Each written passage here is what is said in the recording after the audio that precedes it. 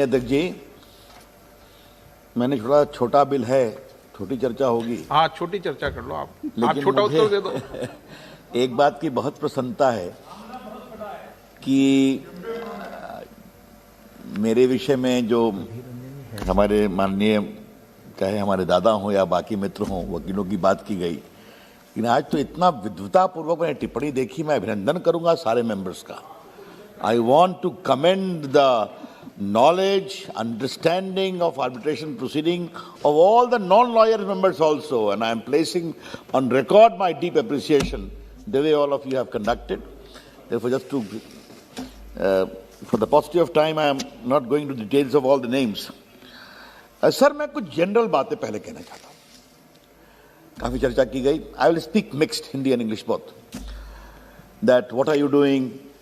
India's ranking in the ease of doing business, etc., etc. दो तीन बात मैं इस हाउस को बहुत ही विनम्रता से कहना चाहता हूं। नरेंद्र मोदी जी की सरकार भारत को ईमानदारी से आर्बिट्रेशन का एक हब बनाना चाहती है और हम बनाएंगे। We will make India a big hub of international and domestic arbitration.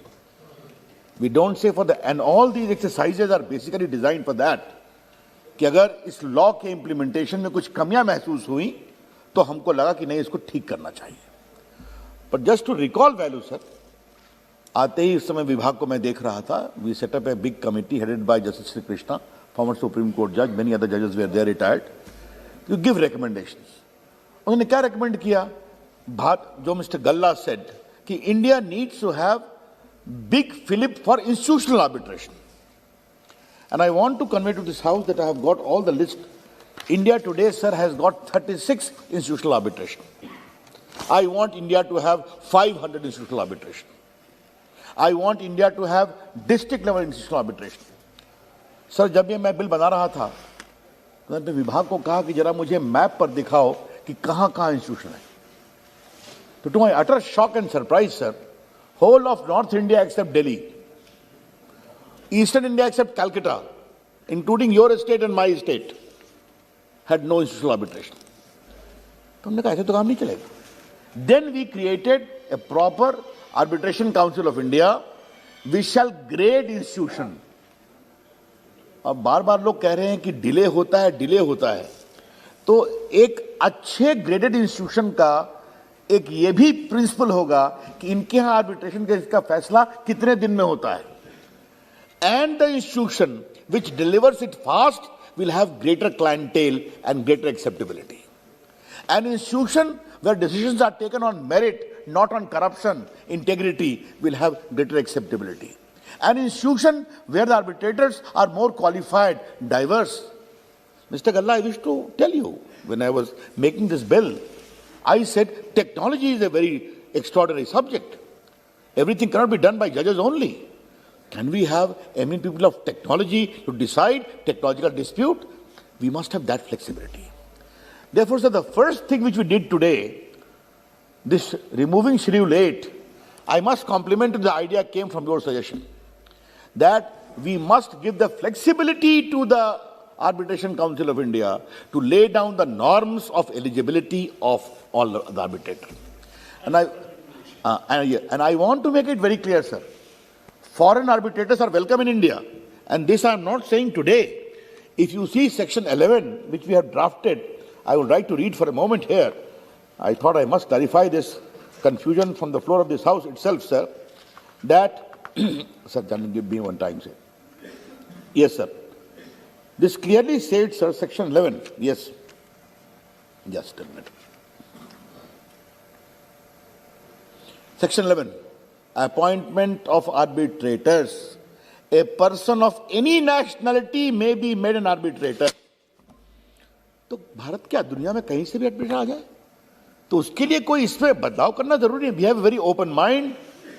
India welcomes arbitrators of any nationality. As a law minister on the floor of the parliament, I am making this statement very clearly. If we want to make a hub of this, we will have to give autonomy to the institutions. And therefore, we are promoting the institutional arbitration in India, both for international arbitration and domestic arbitration. Therefore, that is the scheme of that. And because certain issues came, You can say that why you are bringing amendment. You have a problem, Mr. Premchandran. I always appreciate your great perseverance in opposing with such eloquence from 2014 when we have been interacting on so many laws. I salute that. But I would take a contrary view that if there is a hiccup in the implementation of law, an open government must do the correction so that the law works in a very, very flawless manner instead of allowing more and more confusion in the courts. I see it in that way, and that's what we have done, sir. Sir, अब बहुत लोगों ने बात किया कि आपका contract में क्या स्थान है, क्या नहीं है. तो सर, मैं सदन के सामने एक बात कहना चाहता हूं. India's overall ranking in the ease of doing business in 2015 was 142. Now in 2020 it is 63. Just see in 5 years' time how much growth we have done in ease of doing business. In terms of enforcement of contract, Pinaki Babu, we were 186 in 2015. Now we are 163. More 20 ranks we have jumped. We have to need to jump more. तो अपना रास्ता ठीक है, मैं ये बड़ी अदब से आपको कहना चाहूंगा. तो उस पर दुनिया में हमारी दुनिया ये भी देखेगी कि नरेंद्र मोदी के आने के बाद भारत का रास्ता सही है और आगे जा रहा है, और हम जाएंगे. बड़े अदब से आपको हम कहना चाहेंगे. Now sir, we have also changed specific performance of contract. Sir, उसमें पहले था कि अगर कॉन्ट्रैक्ट नहीं हुआ तो खाली डैमेज लाओ, घर जाओ. हमने ये अमेंड किया कि नहीं, enforcement of contract is the primary precondition, और अगर आप नहीं कर सकते हो तो दूसरी पार्टी से करा के उससे डैमेज वसूल करेंगे. तो we have done a lot of steps in pursuit of ease of doing business and we shall continue to do that. Sir, बहुत सारी बातें की गई कि भारत में लोग क्यों आएंगे. भारत में इसलिए आएंगे कि भारत में बिजनेस करने का अच्छा अवसर है. भारत में इसलिए आएंगे कि भारत में टैलेंटेड लोग हैं. भारत में इसलिए आएंगे कि भारत में human resource is very competent in the field of technology, in the field of law. और सर, मैं आज बड़े अदब से मैं एक बात कहना चाहता हूं सर, और मैं चाहता हूं मेरी बात, और ये बात मैंने दुनिया के फोरम पर भी कहा है. India has some of the finest lawyers of the world. India has some of the finest जजेस of the world.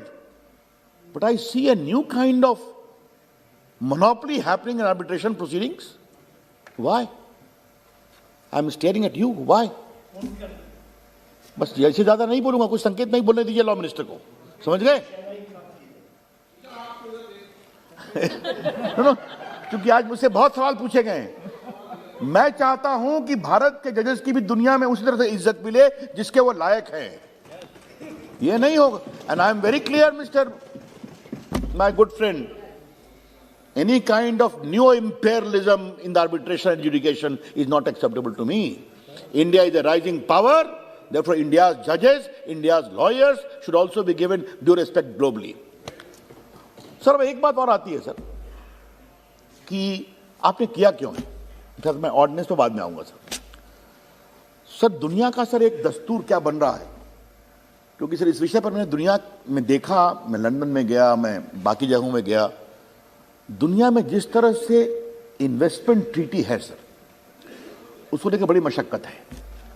There is a great sense of unease, globally speaking, on the manner in which bilateral investment treaty adjudication arbitration has been conducted. Why? कहानी क्या है sir? आपने कहा कि हम आपके यहां 100 मिलियन रुपया इन्वेस्ट करेंगे. आपने इन्वेस्ट किया 10 मिलियन या 15 मिलियन. मैं सिर्फ एक एग्जांपल दे रहा हूं. अब आपके अनुसार बात नहीं हुई इस देश में, आपने इंटरनेशनल आर्बिट्रेशन कर दिया. I want 100 million damages because of my time spent and blah blah blah. Sir, क्षमा करिए, मैं बड़े अदब से कहना चाहता हूं, कई छोटे छोटे देश ने कहा हम तो टूट जाएंगे.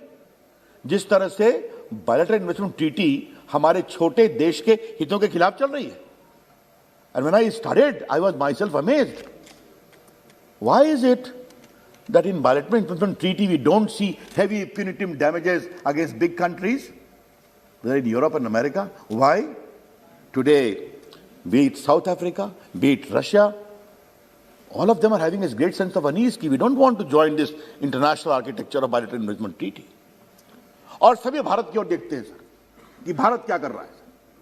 तो भारत का जो पूरा आर्किटेक्चर हमने कहा है कि दुनिया में हमें एक रास्ता दिखाना पड़ेगा कि हम ईमानदारी से विदेश के लोगों को यहां लाना चाहते हैं, विदेशी आर्बिट्रेटर भी आए, विदेशी कंपनियां भी आए, उनको हम पूरी सहूलियत देंगे।